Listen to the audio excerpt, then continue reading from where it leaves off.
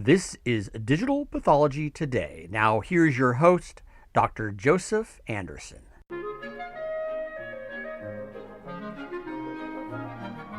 We're here with Leigh Clifford from Gestalt Diagnostics and Felix Faber from MindPeak, and we're talking about a big announcement. Gestalt and MindPeak are teaming up to provide services and support bioreference laboratories in their digital pathology business. So first, let's go to you, Leigh. Tell us a little bit about the history of Gestalt Diagnostics. Sure. So we're a relatively young company.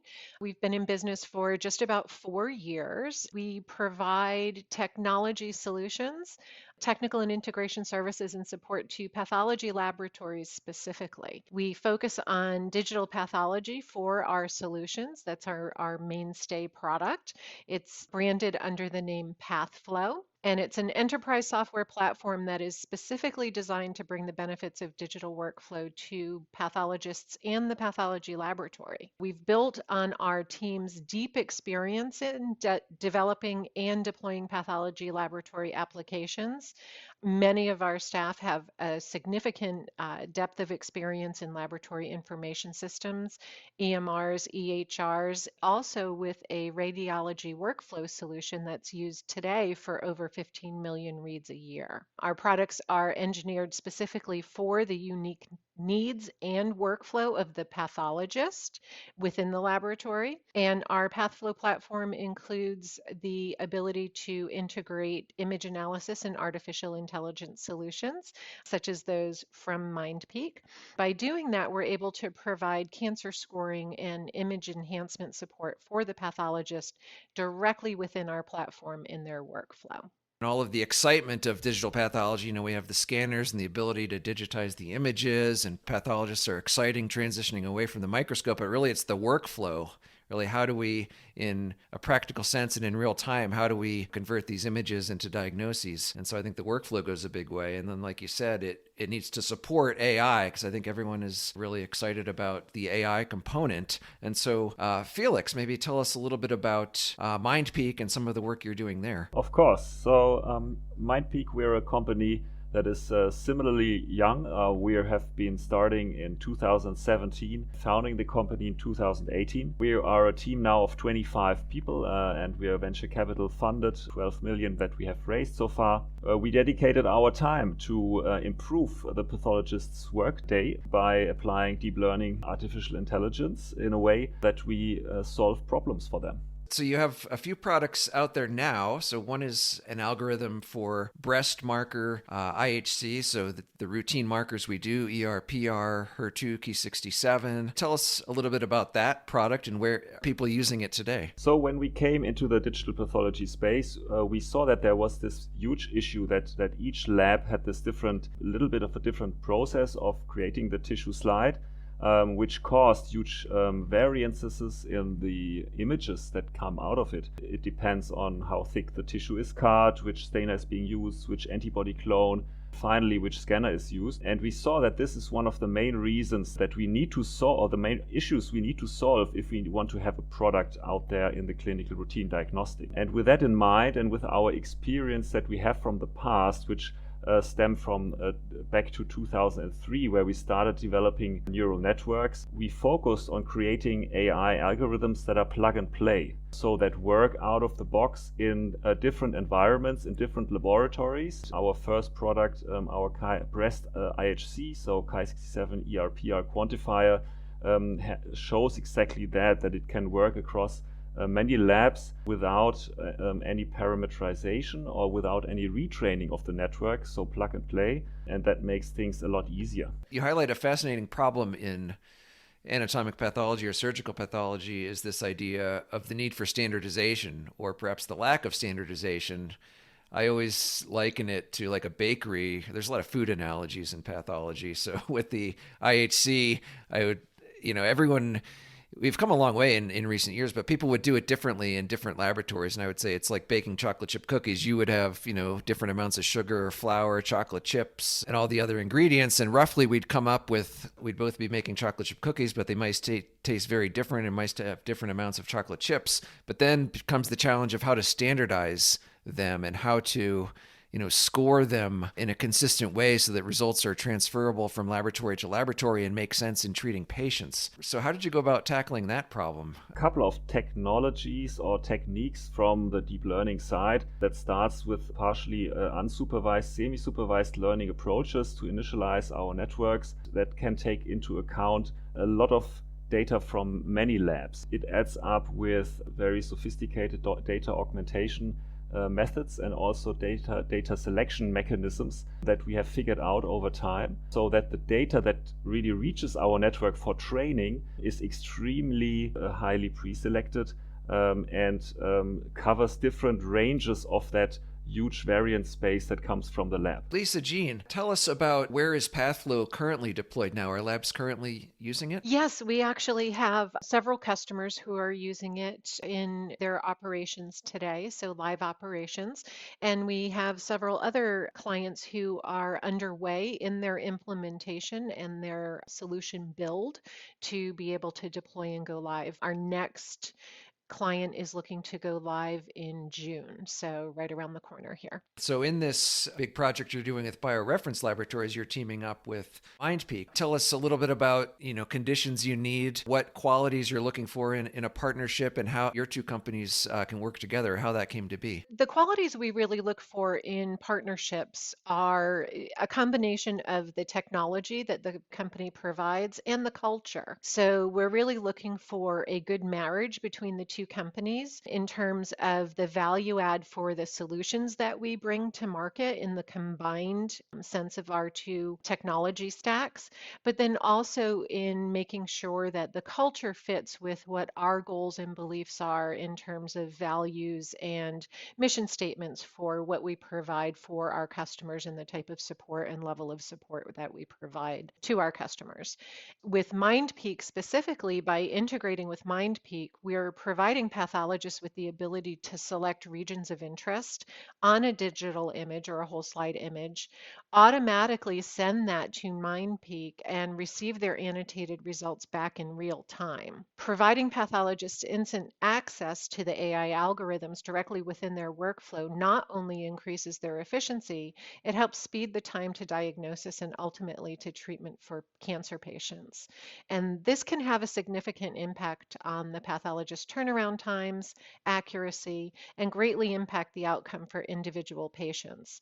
And that's where we feel that we align very closely with MindPeak in terms of our company's culture and focus is it's really on impacting the pathologist's workflow, their accuracy, making their daily life easier to manage in a streamlined, fully interoperable environment. And then the ultimate goal is having that positive impact on the outcome for the patient. Yeah, and Felix, how about you from the MindPeak perspective? What are you looking for in a partnership? I guess first in terms of company culture and the ability to collaborate, and then second, technical aspects. You have these algorithms that you can deploy, but certainly you need the platform on which to build it and which to integrate. Seamless integration, that is for us key because the customer, pathologist, everybody knows they have such an optimized workflow.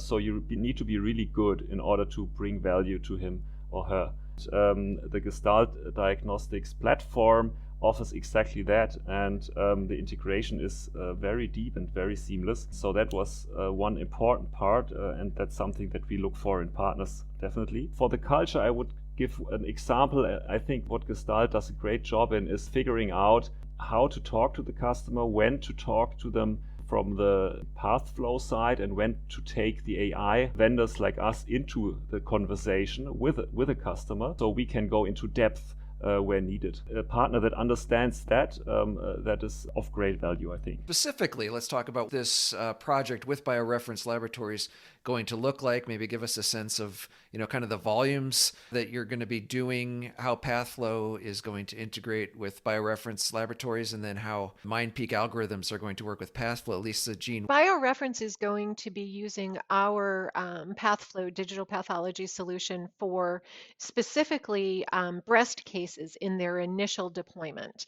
And they have multiple, in fact, hundreds of external pathologists who send their more difficult breast cases to Bioreference. And they're looking to use our platform to be able to support both their internal and their external pathologist clients in a digital way. Bioreference will be using the ER, PR, Ki67, HER2, and P53 AI algorithms for the breast diagnostics from MindPeak, integrated directly within Pathflow. And the idea is that their external pathologists will be able to log in and access just their cases through their secure login in our application, be able to run the algorithms and incorporate those results directly within their reports. Their internal pathologists will also be able to launch their cases directly from their work lists within our application. Again, run the MindPeak algorithms directly within their workflow, and then incorporate those results directly within their reports as well. And Felix, tell us your thoughts about how MindPeak's going to integrate into this partnership. Is this kind of the scenario you've been looking for? And do you think it provides further opportunities? So this scenario is a quite specific one, as there are so many sending labs that send tissue to Bioreference, and thus the variance is extremely high, and that's especially where the strength of our solution comes into play. We don't really know any other solution that could solve that issue here, and thus it's a great playing field and optimal opportunity to apply our algorithms. I completely agree. It is a great playing field, and I think it's really getting those of us in digital pathology excited, really, to see all of these parts coming together, really, to provide, optimized workflows and better working environments for pathologists and better results for patients. So Lisa Jean Clifford and Felix Faber, thank you so much for being with us. Before we wrap up, let me just ask both of you, what excites you, and where do you see things going in the next couple of years? Lisa Jean. What's really exciting me right now is the level of interest and adoption that we're seeing around digital and AI algorithms. As you know, healthcare and pathology specifically has been a little bit slow to adopt in the past for new technologies. And digital has been around for many decades, as we all know. And again, it's been relatively slow for mainstream adoption. And we've really seen an uptick in that in the last year and a half to 2 years. And I would say that with coming out of the second half of last year and into the first half of this year, we're really seeing a shift in that. And I think the AI algorithms and the use and benefit of the algorithms are really helping to drive the digital adoption. Obviously, you can't use AI without digital. We're really starting to see a lot of uptick, not only in mainstream larger laboratories, but in mid and small size laboratories who have a distributed footprint as well. It's one of the themes we talk about on this podcast is, what's taking so long? This technology's been with us for all this time, but I think we're definitely hitting an inflection point in the last year or two where we're just getting wide scale adoption, and it's very exciting. And so Felix, what do you think? What excites you, and where do you see things going in the next couple of years? Two things. So one thing is that I was really amazed that as soon as the pathologists have their scanner in the lab, they are asking for AI. So that openness of the pathologists community really surprised me, and I'm very happy about that. And that really leaves us with a great future, because if the community is open to these tools, and then the adoption will work, and the companies can create great solutions. The second thing is a more internal thing.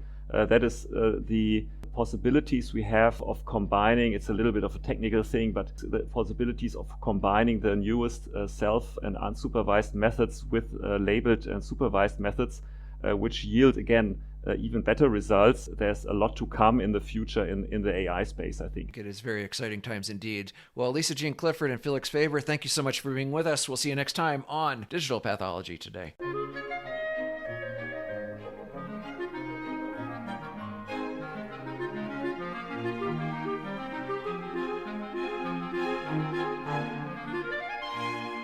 This has been Digital Pathology Today. Please be sure to subscribe. Thanks for listening.